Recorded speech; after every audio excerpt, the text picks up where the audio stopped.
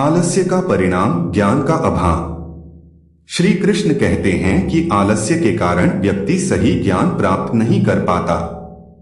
ज्ञान प्राप्त करने के लिए सतत प्रयास और साधना की आवश्यकता होती है, लेकिन आलसी व्यक्ति में यह गुण नहीं होता। वह अपनी जिज्ञासा को शांत करने के बजाय निष्क्रिय बना रहता है। ज्ञान ही आत्मा की मुक्ति का मार्ग है और आलस्य इस ज्ञान को प्राप्त करने में सबसे बड़ा शत्रु है। कर्मयोग और आलस्य।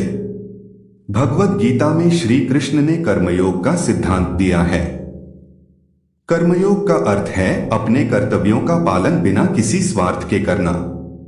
आलसी व्यक्ति कर्म से दूर भागता है और अपनी जिम्मेदारियों से मुंह मोड़ लेता है।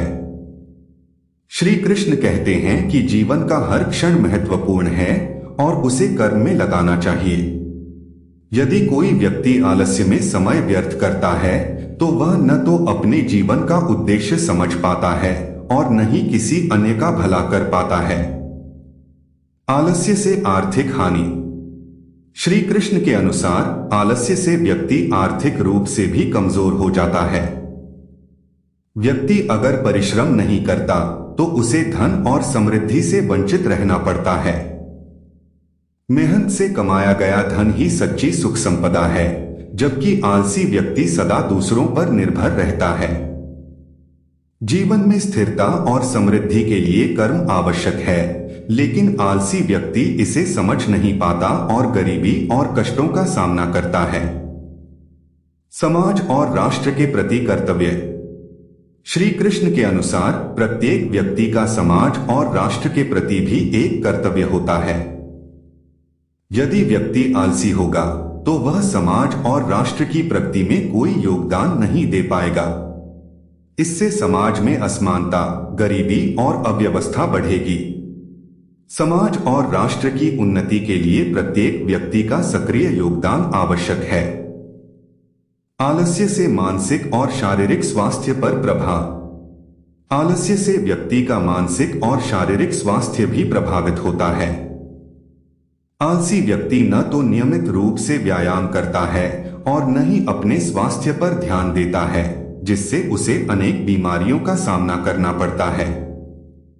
साथ ही मानसिक रूप से भी वह अशांत और असंतुष्ट रहता है।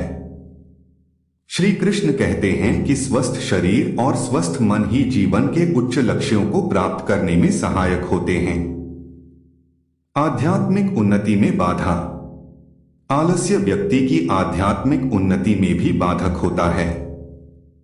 श्री कृष्ण के अनुसार व्यक्ति को सदैव अपने आत्मा की उन्नति के लिए प्रयासरत रहना चाहिए, लेकिन आलसी व्यक्ति इस मार्ग पर चलने के बजाय अपनी प्रवृत्तियों के वश में होकर भोगविलास में फंस जाता है। वह न तो आत्मा की सच्ची पहचान कर पाता है और न ही ईश्वर से जुड़ने का प्रयास करता है। इस प्रकार आलस्य व्यक्ति को मोक्ष से दूर ले जाता है। गीता के संदेश और आलस्य का त्याग। भगवद गीता में श्री कृष्ण ने आलस्य को रजोगुण और तमोगुण का हिस्सा बताया है, जो व्यक्ति को उसके लक्ष्य से भटकाते हैं।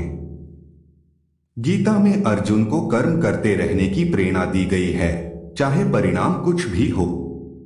श्री कृष्ण कहते हैं कि व्यक्ति को सदैव अपने कर्तव्यों का पालन करना चाहिए और किसी भी परिस्थिति में आलस्य को अपने ऊपर हावी नहीं होने देना चाहिए।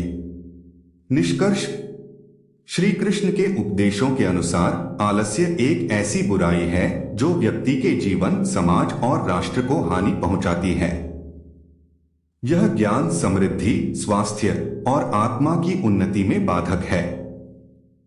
श्री कृष्ण का संदेश स्पष्ट है, कर्म ही जीवन का सार है और आलस्य से दूर रहना ही व्यक्ति की उन्नति का मार्ग है। इसलिए हमें आलस्य को त्याग कर अपने कर्तव्यों का पालन करना चाहिए, ताकि हम जीवन के हर क्षेत्र में सफलता और शांति प्राप्त कर सकें।